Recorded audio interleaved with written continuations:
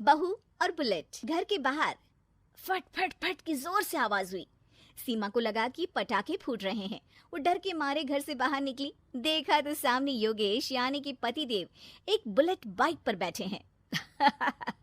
अरे डर गई क्या?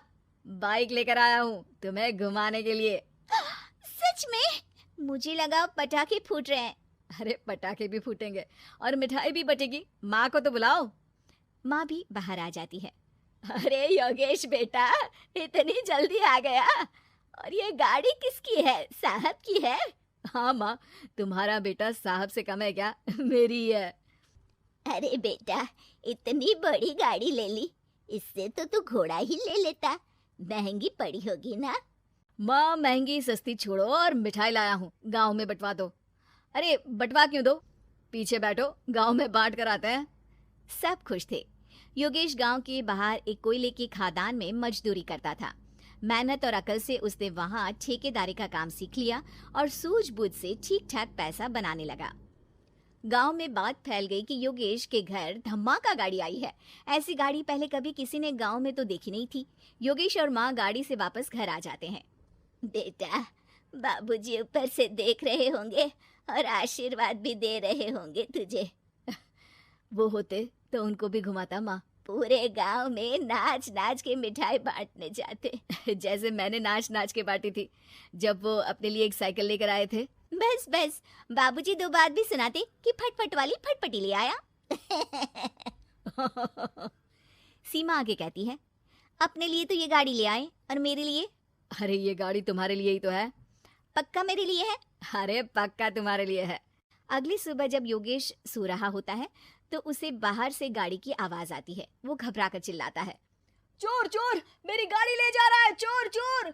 माँ भी जागती है और योगेश के साथ दरवाजे की तरफ भागती है। जैसे ही दोनों बाहर निकलते हैं तो देखते हैं कि सीमा गाड़ी चला रही है। अरे बहू, नाक कटवाओगी क्या? ये क्या कर रही हो? अरे गिर जाओगी, ये क्या कर रही हो तुम? सीमा गाड़ी को रोक कर कहती है, सारे गांव में घुमा लाई, कहीं नहीं गिरी। क्या? सारे गांव में घुमा लाई? अरे लोग क्या कहेंगे बहू? सोचा क्या एक बार? यही कहेंगे कि कितनी अच्छी गाड़ी है। अरे तुम्हारे बारे में। हाँ, कहेंगे ना कि देखो कितनी अच्छी गाड़ी पर बैठी है। बहू गाड़ी रखकर योगेश और सासू माँ के पास जाती है। तुमने कब गाड़ी चलाना सीखा? हमारे बाबूजी के पास पुरानी स्कूटर थी, सीख ली। फिर स्कूल में एक मास्टर जी भी ऐसी ही गाड़ी लेकर आते थे, उन्होंने सिखा दी। हाँ, स्कूल के मास्टर आजकल यही सब तो सिखा रहे हैं। पढ़ाई का कुछ सिखाते तो कुछ भला होता। अरे बहू, अब गाड़ी मत चलाना। हमारे परिवार में कभी किसी औरत ने पीछे से आगे की सीट पे आने की हिम्मत नहीं की है। तुम भी मत करना, समझी? जी समझ गई माँ जी। सीमा सास की बात सुनकर चुपचाप रसोई में जाकर उदास होकर खाना पकाने लगी है। सास सुबह सुबह मंदिर से पूजा करके लौट रही होती है।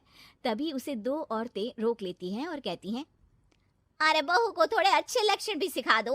गाड़ी चलाने निकली थी, गांव की मर्यादा का कोई ख्याल नहीं है। वही तो। अरे पैसे आने लगे हैं तो क्या मतलब कि किसी रीति रिवाज को नहीं मानोगे? अरे समाज में रहना है तो समाज के ढंग से ही रहना पड़ता है। अरे लाज भी नहीं आई बहू को? चूल्हे चौके से निकलकर सीधे गाड़ी लेकर चौराहे चबूतरे नाप लिए, फाट फाट फाट करते हुए। अरे कुछ कह देना उसे। अरे ये क्या कहेगी, बूढ़ी सास है, इनकी थोड़ी ना चलती होगी घर में। हाँ, बहू की ही चलती होगी, मर्जी भी और गाड़ी भी। सास सब सुनकर घर आती है और बहू को चिल्ला के बुलाती है, अरे नाक कटवा दी सबके सामने गाड़ी चलाकर। औरत जात गाड़ी नहीं चलाती। शहरों में तो 4 पहियों वाली गाड़ी भी चलाती हैं और हेलीकॉप्टर, हवाई जहाज भी। शहर में थोड़ी ना रहती हो मैडम साहिबा। आज के बाद गाड़ी से ही नहीं, यूं भी निकलना बंद तुम्हारा घर से। माँ सही कह रही है, कहीं भी जाना हो तो मुझे बता देना, मैं लेकर चलूंगा। आज माँ को तुम्हारे कारण कितनी बातें सुननी पड़ी। इतना कहते हुए योगेश वहां से चला जाता है। बारिश की वजह से कारखाने के रोड पर कीचड़ रहता है, इसीलिए योगेश गाड़ी घर रखकर जाता है और किसी से लिफ्ट लेकर कारखाने पहुंचता है ताकि नई गाड़ी गंदी ना हो। लेकिन शाम को इतनी तेज बारिश होती है कि उसे वापस आने का कोई साधन ही नहीं मिलता। बारिश बढ़ती जाती है। रात के 11 बज जाते हैं। रास्ते में एक नदी का ब्रिज है। अगर उस पर पानी आ गया तो योगेश कारखाने में ही फंस जाएगा। पूरी रात भूखे प्यासे बितानी पड़ेगी। घना अंधेरा, बिजली की कड़कड़ाहट और तेज बारिश। राजेश डर भी रहा था, ठंड से कांप भी रहा था। तभी उसे रोड से आती हुई एक रोशनी दिखती है। वो देखता है कि उसके सामने एक बाइक आकर खड़ी हुई है। वो ऊपर वाले को धन्यवाद देकर उस बाइक वाले आदमी की तरफ बढ़ता है, पर पास जाकर देखता है तो भौचक्का रह जाता है। सीमा, तुम यहाँ इतनी बारिश में गाड़ी पर?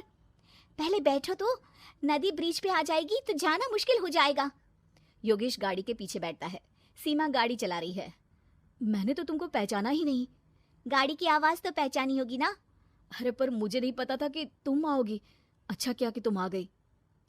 माँ नहीं आने दे रही थी, पर हमेशा पति पत्नी की रक्षा थोड़ी ना करेगा, पत्नी को भी तो करनी चाहिए। योगेश को सुबह अपने किए पर पछतावा होता है। उसकी आंख में आंसू आ गए जो बारिश की बूंदों में बह गए थे।